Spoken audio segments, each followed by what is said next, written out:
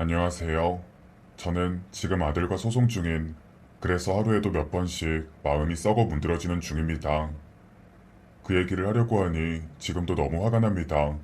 고약한 놈 같으니라고. 저는 없는 집에서 태어나 저와 비슷한 처지의 없는 집 장남과 결혼했습니다. 부부 금술이 좋아서 주변에서 사람들이 부러워했고, 그래서 가난한 살림이었던 것도 버틸 수 있었죠. 지금 생각해보면 살면서 그때가 제일 행복했었던 것 같아요. 충분히 사랑을 받는다는 느낌이 들었기 때문이죠. 그래서 둘만 있으면 그 어떤 역경도 다 이겨낼 수 있다고 생각했습니다. 하지만 인생은 그렇게 만만하지 않더군요. 하늘이 우리를 시샘했는지도 모르겠습니다. 결혼한 지 1년 만에 남편은 객사했기 때문입니다. 사실은 저는 지금도 남편이 어딘가에 살아있을 수도 있다고 생각합니다. 네, 아주 어리석은 생각이죠. 하지만 사람 마음이 쉽게 포기가 안 되는 걸 어떡합니까? 남편은 막노동을 하면서 살았습니다. 그러다 제가 임신하자 남편은 이대로 아이를 키우면서 살 수는 없다는 생각이 들었던 것이죠. 그래서 몇 년만 바짝 고생해서 돈을 벌면 그 다음엔 조금 편하게 아이를 키울 수 있을 거라고 저를 설득하더군요. 그래서 뭘 하려고 그러나 물었더니 1년 동안 외국에 나갔다 오겠다고 하더군요. 그 당시에야 외국인 노동자들이 많았죠. 우리나라가 지금은 이렇게 잘 살고 있지만 예전에는 그렇지 않았으니까요. 돈 벌려고 외국에 나갔던 사람들이 그때에는 비일비재했습니다. 그런데 남편은 일반인들보다 더 많은 돈을 벌기 위해 원양어선을 탄다고 했습니다. 하지만 저는 남편을 보내고 싶지 않았습니다. 사랑하는 남편과 떨어져서 지내는 것도 싫고 아이를 혼자 키워야 하는 것도 무섭고 두려웠죠. 하지만 아이를 임신하고 나서 저는 식당 일도 나갈 수 없는 처지가 됐고 당장 돈이 필요해진 상황이 되자 생각이 달라지더군요. 막다른 골목에 서게 되니 저절로 남편의 결정을 따르게 됐던 겁니다. 원양어선을 타겠다고 하면 선 지급금이 많이 나왔습니다. 그 당시 월급의 5배는 주었죠. 저는 그걸로 남편이 오기 전까지 생활을 하려고 했습니다. 헤어질 때 남편은 뒤도 안 보고 버스를 타러 갔습니다. 전화도 제대로 안 되던 때였는데 하물며 원양어선에 타고 있는 남편과 중간중간 연락을 할 수 있는 방법은 하나도 없었습니다. 그러니 혼자 있는 날마다 울었죠. 어떻게 된 건 아닌지 걱정돼서 밤잠을 이룰 수가 없었습니다. 그렇게 원양어선을 탄 지 한 3개월쯤 지났을까요? 집으로 사망 통지서 같은 게 날라왔더군요. 남편은 원양어선을 타고 인도양을 돌아다니다 배에서 죽은 채 발견이 된 것입니다. 하지만 억울한 건 이뿐만이 아니었습니다. 그 누구도 남편의 죽음에 대해 깊이 있게 수사도 해주지 않았죠. 그렇게 원양어선에서 죽어나가는 사람이 한둘이 아니라는 이유에서였습니다. 저는 그 말에 좌절했습니다. 그야말로 하루아침에 객사해버린 남편의 억울함도 저는 풀어줄 수가 없었죠. 이후 저는 아이를 낳고 혼자서 키우기 시작했습니다. 그 누구보다 독하게 마음을 먹어야 했습니다. 그래서 저는 보육원에 아이를 맡겼습니다. 죽어라 일하고 나서 꼭 데려오겠다는 약속을 했죠. 낮에는 남의 집 식모살이를 하면서 일했고 밤에는 식당과 술집에서 주방 일을 했습니다. 그 사정을 다 알아주었던 주인집 사모가 저를 너무 안쓰럽게 생각했죠. 밤에는 쉬어야 한다고 말이죠. 그래야 아이를 데려와서 살 수 있다고요. 하지만 목구멍이 포도청이었습니다. 하루 벌어 하루 사는 처지에 쉬는 건 제게 사치였죠. 그런 저를 보시더니 사모님이 어느 날 저를 조용히 안방으로 부르시더군요. 아이를 생각해서라도 건강을 챙겨야지. 그러다 큰일 나. 일을 조금만 줄여요. 우리가 그만큼은 더 줄게. 알았죠? 그리고 이것도 받아요. 이건 내가 정말 어렵게 받은 거야.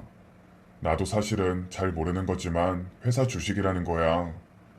이거 100주인데 아이가 보육원에서 나올 때쯤, 아니 결혼할 때쯤엔 그 주식에 많이 올라 있을 거라고 하니까 꼭 가지고 있다가 정말 필요할 때 팔아서 써요. 알았죠? 저는 그 당시 아무것도 모르고 그 하얀 주식 종이를 받았습니다. 그게 묵혀두면 돈이 된다고 하길래 정말 장롱 속 제일 구석에 숨겨두고 있었죠. 그런데 그거 하나 집에 있다고 마음이 든든하더군요. 왠지 모르겠어요. 우리 집에 큰 보물이 있는 것처럼 말이죠.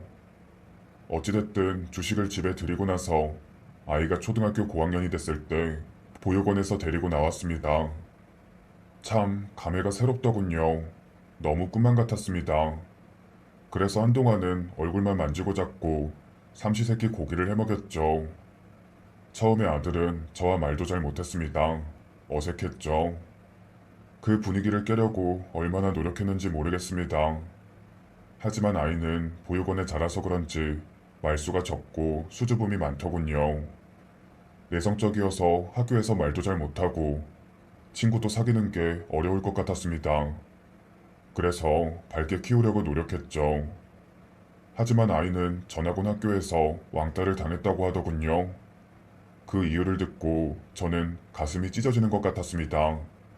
집이 가난하다는 이유였습니다. 엄마가 다른 집 식모로 살고 있다는 것도 아이가 왕따를 당하고 따돌림을 당해야 하는 이유가 됐던 것이죠. 저는 저 때문에 무시당해야 했던 아들을 매일 안아주었습니다. 그래서 저 그 사실 알고 나서부터는 아들한테 무조건 브랜드 옷만 입혔습니다. 그래야 아들의 기도 살고 친구들한테 무시도 안 당할 것 같아서 말입니다. 생활비가 늘 부족해서 제 옷은 늘 시장통에서 제일 싼 옷이었지만 견딜 수 있었습니다. 아들이 점점 밝아지는 것 같아서 말이죠. 다행히 중학교 이후부터는 친구들 사이에서 왕따를 당하거나 하는 일은 없었습니다. 이후 평범한 대학을 나와서 평범한 직장에 취업까지 할 수 있었죠. 그래서 정말 한시름 놓고 있었습니다. 아들 실력이라면 먹고 사는 데에는 문제가 없을 거라고 생각했죠.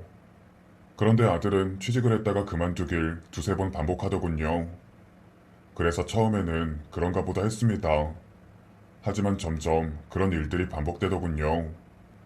그래도 저는 참고 기다리려고 애썼습니다. 잔소리 안 했습니다. 곧 좋은데 취직할 거라고 믿었으니까요.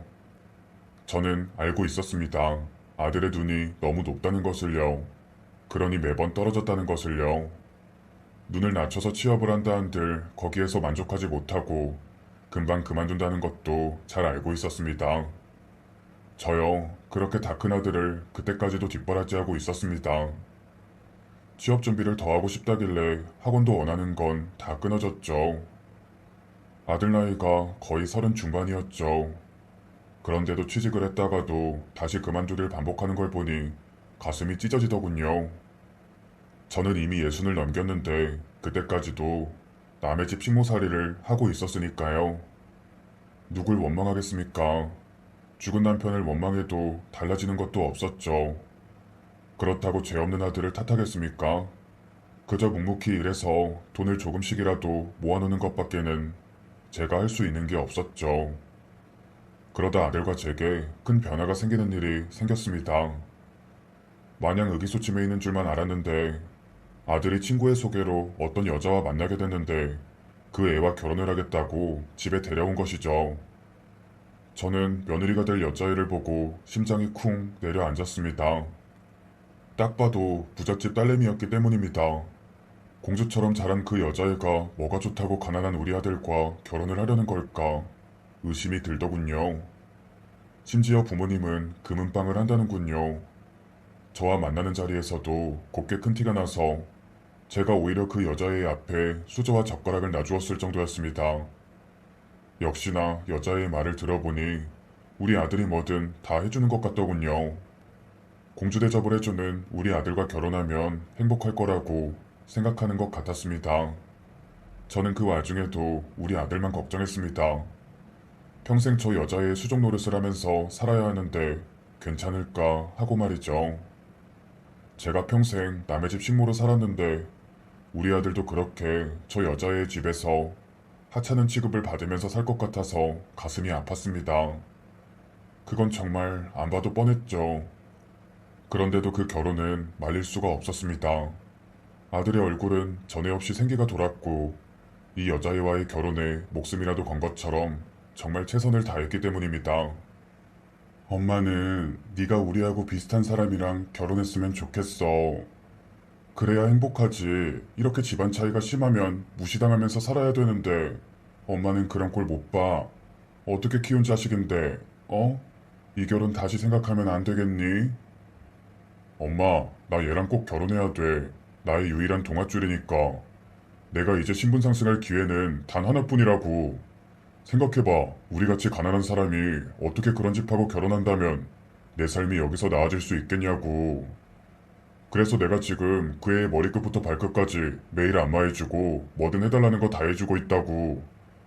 그러니까 엄마, 이 결혼 반대할 생각하지 마. 나 이 결혼에 목숨 걸었어. 알았지?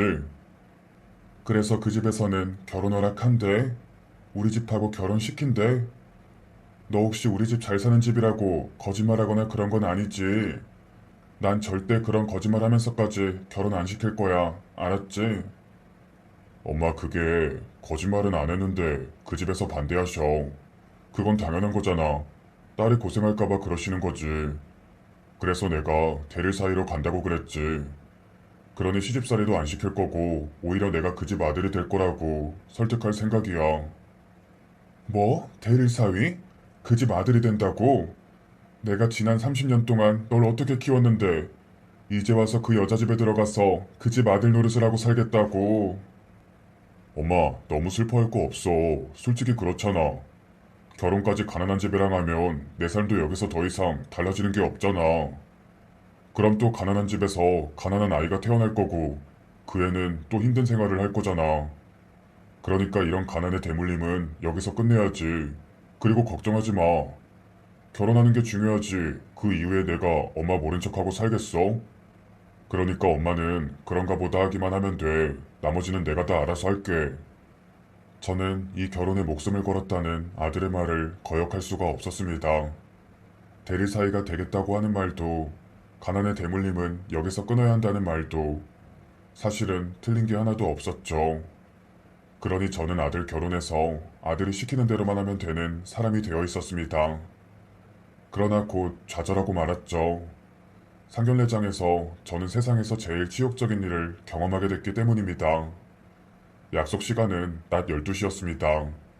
원래는 저녁 6시였는데 전날에 갑자기 일이 생겼다면서 약속 시간을 변경하셨죠.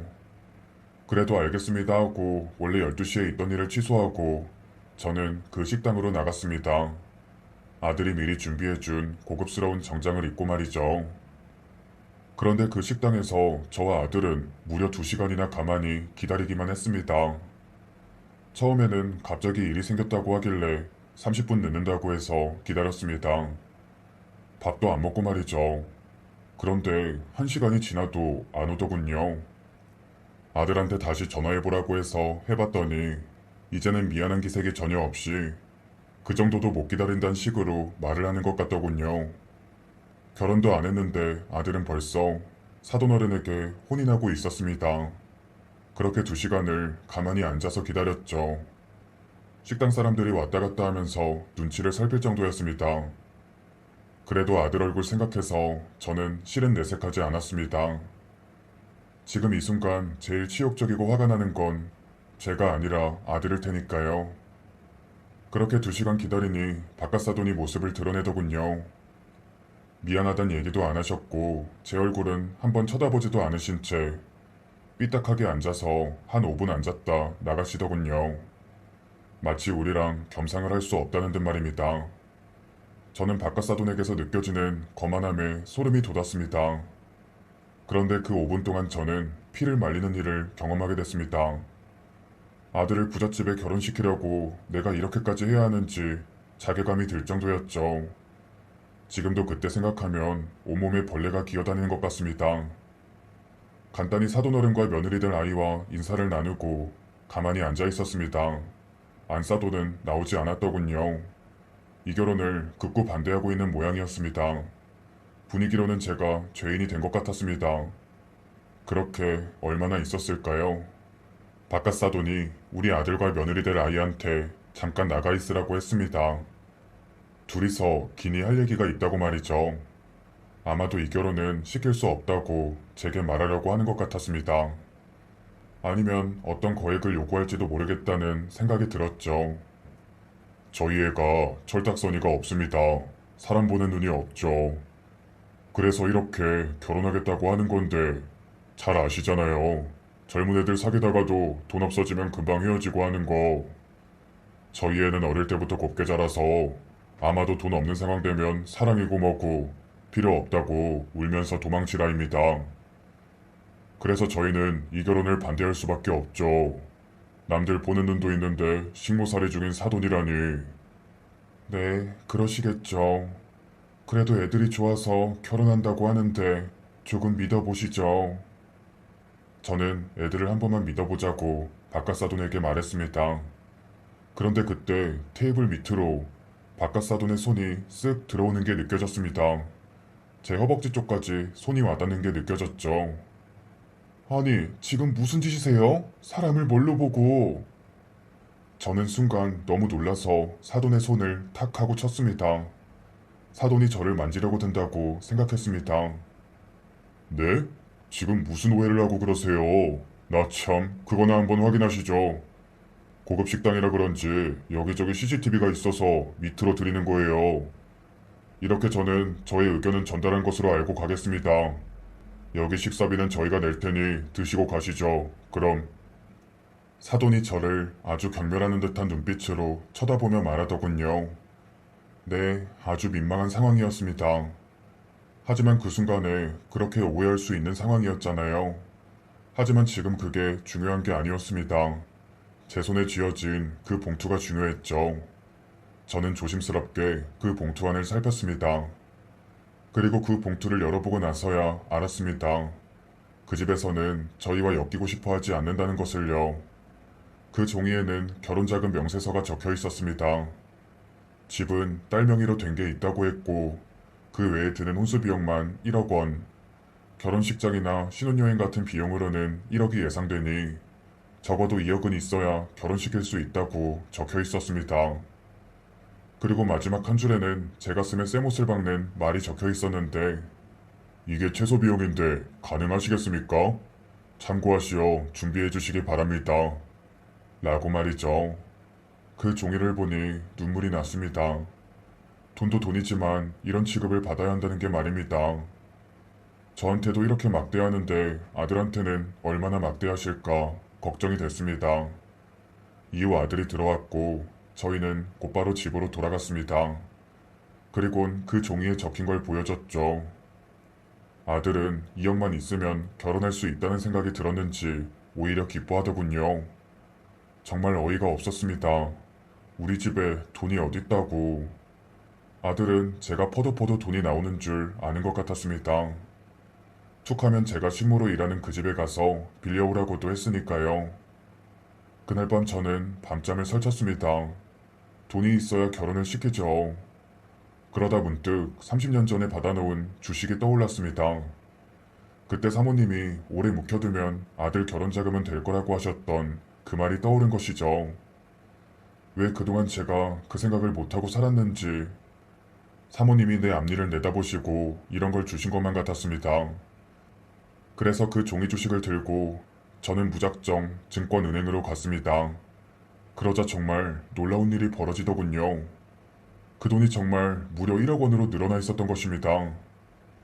저는 주식에 쓰인 한자어 때문에 그 금액들이 얼마인지도 몰랐습니다. 그걸 팔아도 기껏해야 몇 천만 원, 아니 몇백만 원이라도 됐으면 했죠. 그런데 이렇게 큰 금액이 되어 있었으니 너무 놀라웠습니다. 지금은 돌아가셨지만 옛날 그 사모님이 떠오르더군요. 아들이 보육원에 있다는 사실을 듣고는 그 어느 사람보다 저를 안쓰럽게 여기셨었는데 지금 생각해보면 옛날의 부자들은 그렇게 인정이 많았던 것 같습니다. 늘 제게 신경을 많이 써주셨었으니까요. 어찌됐든 저는 어리둥절해서 그 은행을 나왔습니다. 그 정도면 아들을 결혼시킬 수 있겠다 싶더군요. 물론 1억을 더 대출을 받아야 했습니다. 그런데 그때 바깥사돈에게서 전화가 걸려왔습니다. 한번 만나자고 말이죠. 저는 1억은 마련했으니 조금만 더 시간을 달라고 양해를 구할 생각이었습니다. 그러면 아이들 결혼시킬 수 있다고 말이죠. 그래서 기쁜 마음으로 그 전화를 받고 약속 장소로 향했습니다. 그런데 이번에는 사돈하고 아들하고 며느리도 먼저 와 있었습니다. 하지만 표정은 그때보다도 더 안 좋아 보이더군요. 저를 쳐다도 보지 않았습니다. 먼저 와 계셨네요. 무슨 일이신지. 저는 바깥사돈과 인사를 나누다가 테이블 밑에 있는 정체 모를 하얀색 비닐을 보고 깜짝 놀랐습니다. 거기에 쓰레기 종량제 봉투가 있었기 때문입니다. 아니, 그게 다 뭔가요? 쓰레기 종량제 봉투가 왜 거기에... 식당 직원이 청소를 하다가 마셨나? 저는 혼자서 중얼거렸습니다. 아무래도 거기에 쓰레기 종량제 봉투가 있을 만한 이유는 떠오르지 않았죠. 그래서 고개를 밑으로 숙여서 그걸 꺼내려고 들었습니다. 그런데 그때 그 안에 담겨있는 걸 보고 저는 까무러치게 놀라고 말았습니다. 종량제 봉투 안에 담겨있는 건 다름 아닌 5만원짜리 지폐들이었던 것입니다. 순간적으로 저는 놀랐습니다. 혹시나 그 돈을 주시면서 결혼자금으로 쓰라고 하시는 걸까 하는 생각이 들더군요. 저도 사람인지라 그 돈에 훅했던 것입니다. 그런데 하필 쓰레기 종량제 봉투에 넣으시는 건 좀 기분이 나빴지만 말입니다. 사돈, 그게 다 뭔가요? 저희한테 이러실 필요 없어요. 제가 1억 정도는 가지고 있고 나머지도 어떻게든 마련을 해볼 테니까 걱정 마세요. 아니, 사돈이라뇨. 저희 애들이 지금 결혼을 한 것도 아니고 할지 안 할지도 모르는데 사돈이라고 하지 마세요. 그리고 이건 결혼자금으로 쓰라고 드리려는 게 아니라 아무리 생각해도 사돈이 될 수 없을 것 같아서 드리는 돈입니다.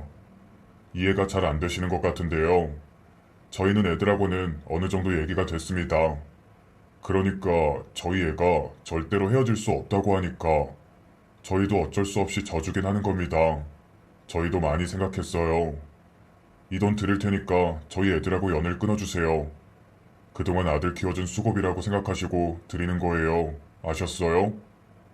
그게 다 무슨 말씀이세요? 연을 끊으라고요? 저는 그 말을 듣고도 무슨 말인지 이해가 안 됐습니다.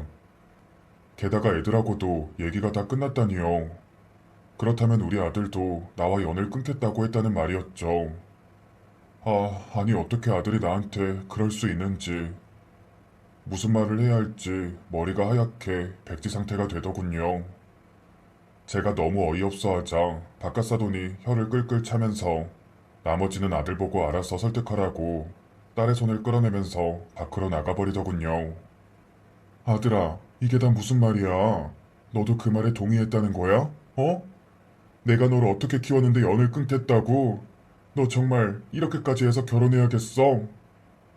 엄마, 너무 그렇게 생각할 거 없어. 연을 끊는 게 뭐 어때서? 어차피 엄마는 나 보육원에서 자라게 했잖아. 그때처럼 잠깐만 내가 그 집에서 자란다고 생각해. 그게 뭐가 어려워? 봐봐, 이 돈들. 내가 엄마랑 연 끊어준다고 하니까 이렇게 큰 돈을 주시잖아. 이거 5억이래. 우리가 평생 모아도 못 모으는 돈이라고. 그래서 이걸 받고 엄마는 꺼지라고? 네가 그러고도 내 아들이니? 어? 너 어쩌다 이렇게 쓰레기가 됐어. 엄마는 참 이런 거 가지고 울고 그래. 그리고 엄마 정말 미안한데 그 돈 우리 결혼 자금으로 써야 돼. 그래도 되지? 옛날 아파트라서 다이가 리모델링 하고 싶대서. 저는 아들의 말에 말문이 턱 막혔습니다. 눈물도 안 나오더군요. 제가 이런 아들을 낳고 미역국을 먹었다니.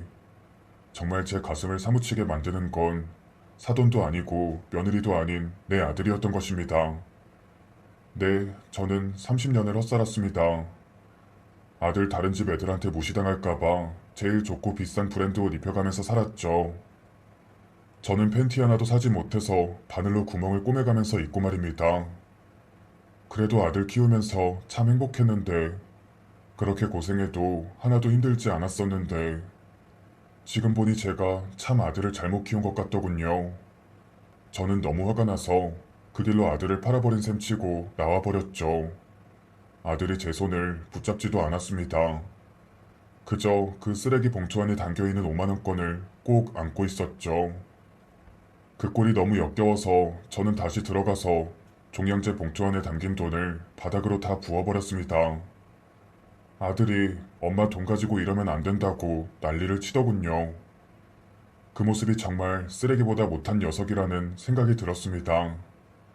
그래서 저는 그 쓰레기 봉투를 아들 머리에 씌워버리고 나왔습니다. 넌 오늘부로 내 아들도 아니다. 넌 그냥 쓰레기야. 알았어? 그러니 그 집에서 노예처럼 쓰레기처럼 살아라. 저는 이후 아들과 연을 끊고 살고 있습니다. 다행히 주식으로 판 1억 원은 아들한테 주지 않았고 그 돈으로 겨우 작은 방을 전세로 살고 있죠. 정말 비참했습니다. 아들한테 배신당해서 이렇게 버려지다니. 그러던 어느 날 저는 제가 일하는 댁의 사모님에게 이 어이없는 사연을 다 얘기하게 되었습니다. 분명 상견례 한다고 했는데 그 다음 어떻게 됐냐고 물으시니 이런저런 얘기를 다 하게 됐던 거죠. 그런 저의 어이없는 사연을 들으시더니 나이가 지긋하신 사모님은 눈물을 뚝뚝 흘리시면서 뜻밖의 얘기를 해주시더군요. 불효소송을 내라고 말입니다. 저는 그런 개념을 전혀 모르고 있었는데 부잣집 사람들한테는 그런 일이 많이 생긴다면서 좋은 변호사도 소개시켜 준다고 하셨습니다. 소송비도 기꺼이 대주신다고 했습니다.